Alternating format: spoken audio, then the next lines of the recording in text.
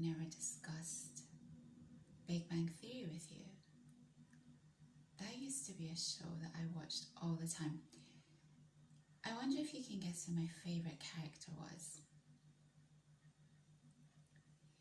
If you're thinking Raj, you're not completely off because he was the sweet one. It's really windy, by the way. If you're hearing all these funny noises, it's this crazy wind that we're having today. Raj was the sweet one. Leonard was the emotionally intelligent one. So he was in between the geeks and nerds and the normal people. And I don't say that in a bad way. Normal. Let's put it in apostrophes. Normal people. So when this show first came out, I absolutely hated it. I couldn't watch it at all. I just found it too geeky. It was just geek overload and it just wasn't my thing at all. But my sibling loved this show, and so I was kind of forced into watching it, and I got into it so much so that I looked forward to when it was aired. Because I don't watch TV anymore, I don't get to see the reruns. I haven't watched TV for a very, very long time. So I had to yesterday just go and quickly remind myself of some of my favourite moments. Howard was a slightly creepy one. He just couldn't take no for an answer. And Sheldon was clearly the one with some kind of Asperger's. He was just extra. I can't say that he was a character that I loved. Whereas the other three, yeah, you could see, especially Leonard and Raj, I think you could see a lot of endearing qualities in them. But I always found Sheldon slightly annoying. In the end, I came to like him. I think even he developed as a character. But I'll tell you who my favourite character was. I did have a soft spot for Raj, but it was actually, believe it or not one of the main characters. It was a guy called Stuart. And the reason I liked Stuart so much was because he was such a downtrodden type of character. He couldn't catch a break. And he was just nice. He was a nice guy, and he had this very dry sense of humour. He could really send himself up. And he just had the worst luck. Like, he had this comic book store that just didn't work out. I think there was a fire. A fire happened, and these guys used to... So, if you've never watched Big Bang Theory, there were 4 geeky characters who lived in the same... Well, 2 of them lived together, Sheldon and Leonard. And then Howard lived with his mum, and he had a really weird relationship with his mum where they would just scream back and forth at each other. Leonard had a really unusual relationship with his mum, who was a famous psychologist, and he had difficulties with her because even though she was a psychologist, he was traumatized by her. And then Raj lived by himself somewhere else. And opposite to them, they had this blonde girl called Penny, who was an up-and-coming actress, or so she hoped. So these are the main characters. But they used to, and they were like physicists and in that kind of world. I can't remember what field Raj was in. But I think basically they were all kind of physicists, pretty much. And they used to go to this comic book shop which Stuart owned, and unfortunately it just didn't get many customers, but some of the best scenes were actually in this comic book store. But he just didn't get any customers. So a fire happened, and these 4 guys, they rocked up to the comic book store to give him their condolences, and they were like, did due to on purpose for insurance purposes. And he's like, that's what everyone said. The police, the insurance company, my family, etc., etc. He was just so downtrodden, and I really liked him. And in the end, they started to bring him into the show more. So he ended up having to move in with Howard's mum into their house, which Howard was really happy about because his mum, she didn't really go out. I think she had some kind of issue, the physical issue, so she didn't go out. So Howard was taking care of her. Not Howard. Yeah, he was taking care of her, but he really resented it. So Stuart came in and started looking after his mom, and there was just his character developed as well. And in the end, so Howard and Raj were the two that never seemed to have anyone, but Raj dated. He just didn't have a long-term girlfriend. But Stuart just never had anyone. And then in the end, Howard's mum gave him the money to set up his comic book store again. And he ended up having a girlfriend. He ended up moving out and becoming independent. And that made me happy because he was just a really nice guy. So yeah, it was a great show. And I think, you know what happened? I'm just starting to remember why I did give it the time of day. Because when I'd been in Tokyo, I've said to you before that Tokyo is a place, or Japan is a place where you can be basically yourself. You can be completely antisocial and it's not really judged. Maybe 5% of the population, I would even go as far as to say maybe less than that, have high EQ and are very sociable and cool and sassy and all this kind of stuff. The rest of the population are basically just kind of unobvious people. They don't stand out in any particular way, in a social way, but maybe they do in terms of their hobbies. Basically geeks, and I don't use this term in a bad way at all. And I think Japan appeals to a lot of foreigners who are of that ilk because they can be themselves in that country. I've mentioned before, when I was there, it really kind of knocked my personality out, and I became a lot more quieter, I think, and I didn't, the vibrancy that I used to have was lost.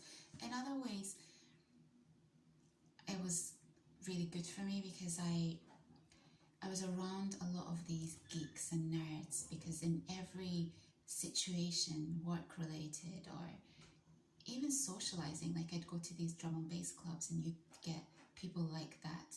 It's basically just normal in Japan. You don't have to be outgoing, you don't have to be gregarious, you can just be a quiet, introverted person, and it's accepted. And actually I think that's, in some ways, that's a really, it's not a bad thing at all, it really isn't.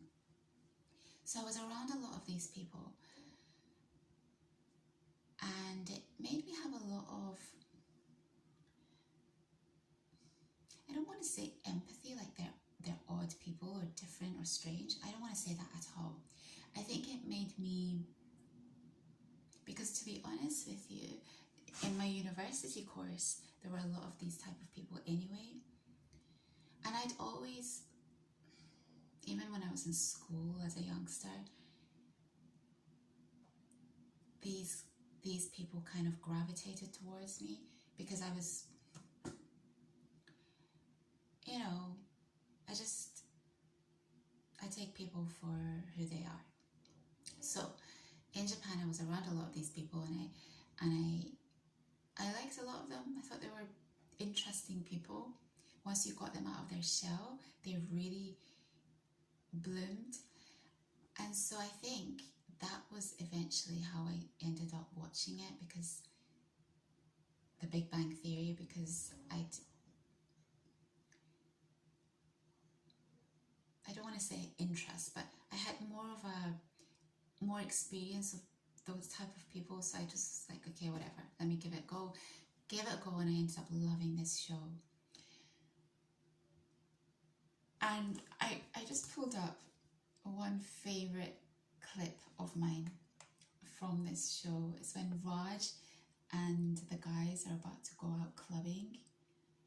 They're preparing to go clubbing. And this is what Raj says. They can't decide whether to go clubbing or not because they're really shy. They're shy guys, and they always feel anxious about going out to these type of places because they have to speak to women. And Raj is trying to hype everyone up, and this is what he says. What are you waiting for? Let's bounce, bitches! Oh, you're right. It's anything can happen Thursday. Let's hit the clubs and meet hot women. Here we go. Lock up your daughters. We're gonna hit it and quit it. Here we go. Lock up your daughters. We're gonna hit it and quit it. And Raj, he's American, as in real life, he's an American guy, and he's got a regular American accent. But on the show, he puts this Indian accent on, very subtle Indian accent, and it just suits him. So Raj was lovely. Lock up your daughters. We're gonna hit it and quit it. It's perfect. It's perfect. And then, did I have one other clip? I was trying to find Stuart's best bits, and I haven't exactly found what I was looking for. But it's just a great show, and they all developed as the show went on. Particularly Penny, in a sense. All of them really. But she was really irksome to me at the beginning because she was just this like ditzy blonde. But as the show went on and she got to know these guys, she ended up having more depth. So yeah, it was just a great show. It's a really, really great show. And yeah, that's all I wanted to say about that. What I really wanted to talk about today was Tokyo, and I wanted to play music, but it's been such a busy morning. You wouldn't believe what I've been doing. I ended up, do you remember I was talking about cutting branches? So I ended up getting a chainsaw. It's in the other room, otherwise I would show it to you. A chainsaw. Every time I hold it, it makes me think of Chainsaw, the Chainsaw Massacre, which I've never even actually watched, but I just know the name. I might Google it later on to just see what it's all about. I'm not into horror films at all. So I got this mini chainsaw, and I'd been holding out on getting it because I was just thinking, I'm sorry, this is just not who I am, okay? Listen, I have my limits. I can do masculine stuff, it's fine to a certain extent. But for me, getting that chainsaw, it was almost like I'd crossed over no man's land. I had moved into another territory that I never ever thought I would move into. Oh, one other thing. So there's a scaffolding up. And as you know, I'm terrified of heights. I don't know if you know this, but I am. I think I am. Because there's 2 ladders going up. And the scaffolding's been up for ages, as you know, as you've seen in the background. I'm not insured to go up this scaffolding, so that's one reason I haven't gone up, but it's actually not the real reason. The real reason is because I'm actually terrified of going up. And do you remember when I was in the south of France? Not south of France, this was when I was in Italy a few years ago. And you remember that in the south of France, I decided to go out swimming first thing in the morning, like at, I don't know, 5 a.m. So I made my way down the mountain and did this swim to this metallic structure. And I was just so proud of myself because it was the scariest thing. And I was alone, and in the end, some guys on their machine came to flatten the sand, and there was someone watching me from their mirror. Not their mirror, their window, but if anything had happened, no one would basically have been able to save me. Scariest thing I've ever done, but I was so proud of myself for doing it. And then when I was in Italy, I decided to do the same thing. The only thing was that in Italy, there wasn't this metallic structure. There were buoys, I think that's what you call them. But on the day that I planned to go, and I got everything ready, I was about to go down to that water, and my hotel was literally a 2-minute walk to that beach, if you can call it a beach. It wasn't like a beach, it was one of those stony beaches. But it was really rocky weather. It was stormy weather, and the waves were coming in and out so fast and so violently that I got scared, and I wimped out of doing it. I think it was the right decision, but I still felt a sense of, oh, I really needed to do that just to feel, because we'd had the south of France, then we'd had LA, and the deep end, remember? UCLA swimming pools, we'd had that situation, and I'd managed to conquer that fear of a deep end in a swimming pool, and then Italy happened. So it would have been like my third time of just proving to myself that I'm not scared of the water, I can do it, I can swim. Didn't happen. And to this day, even though I think it was the right decision, because we don't do stupid stuff, guys, okay? We just don't. We take calculated risks. I still feel it inside, like I really missed out on an opportunity to prove myself to myself. So we've had this ladder thingy up, and I've just not gone up. I just haven't. I've been too scared, and hopefully it'll be coming down soon, and my chances are dwindling to be able to go up this ladder. So last night, in the dark, on a very blustery day, we've had this crazy wind since yesterday. I just thought, I'm going to do it. I'm going to do it on the windiest day. So I went up the first set, and it was fine. The first ladder was absolutely fine. The second ladder, I could only go up halfway. I couldn't go all the way up. That one is really scary. Potentially, I might try again this coming week, but I'm actually terrified of that second ladder. But I know that if I don't do it, it's going to bug me. So let's see what happens, you guys. Let's see what happens. Wish me luck, please. But I just have to do it. So this kind of stuff, doing this kind of stuff to feel strong is okay. I get this, that kind of stuff's fine.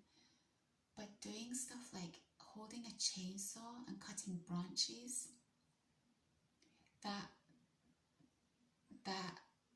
we've crossed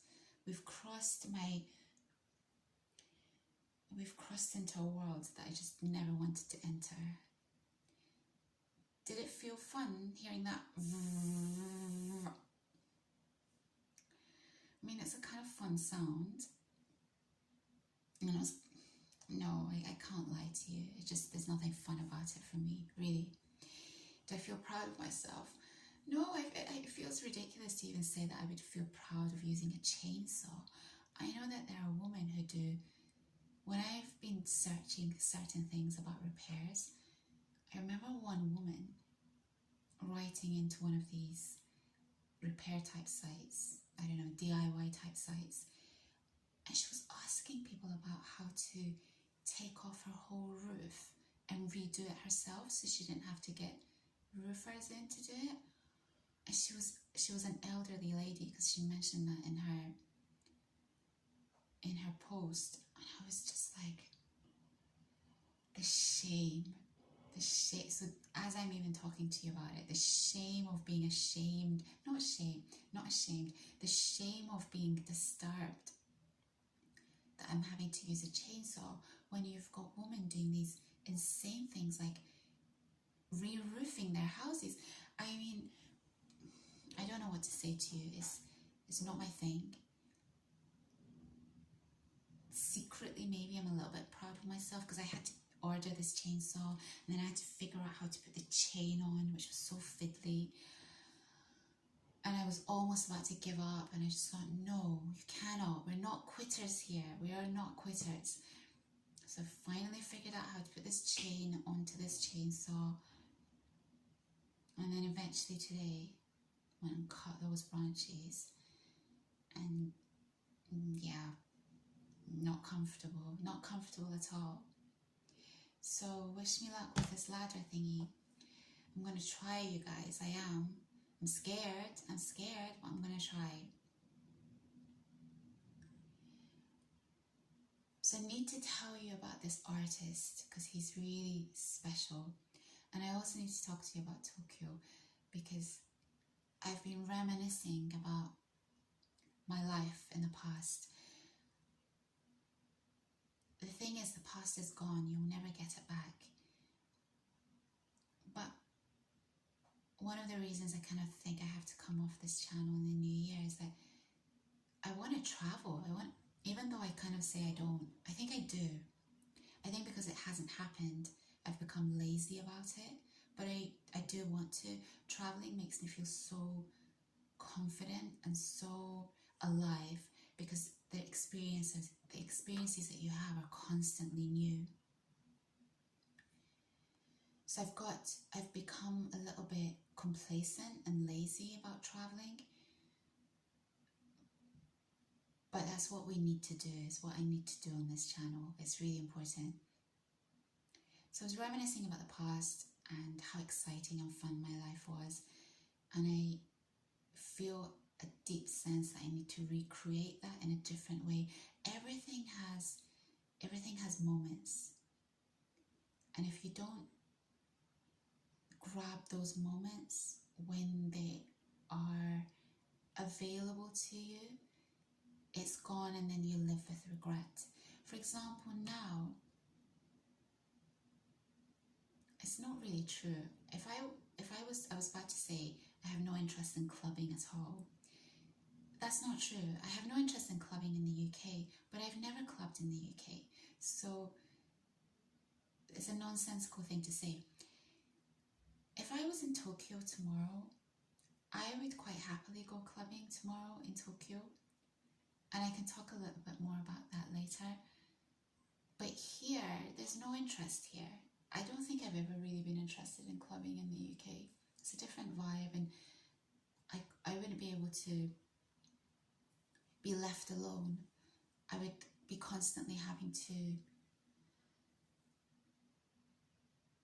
as any woman, I would constantly be having to just avoid people bothering me when I just really want to dance. But I could do that in Tokyo. It was like me and the DJ, and that was it. It's like this special relationship between the DJ and I, and it was like my space, my whole world.